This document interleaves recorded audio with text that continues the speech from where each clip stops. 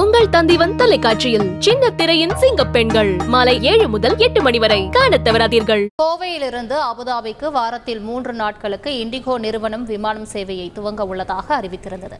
இந்நிலையில் அந்த சேவை இன்று முதல் துவங்கியது. இதன் மூலம் கோவை விமான நிலையத்திலிருந்து சிங்கப்பூர், சார்ஜா மற்றும் அபுதாபி என்ற 3 சர்வதேச நகரங்களுக்கு விமான சேவை தொடங்கியுள்ளது. இன்று கோவையிலிருந்து அபுதாபிக்கு விமான சேவையை துவங்கிய இண்டிகோ விமானத்தின் மீது நீர் பீரங்கி மூலம் சல்யூட் அடித்து மரியாதை செலுத்தப்பட்டது.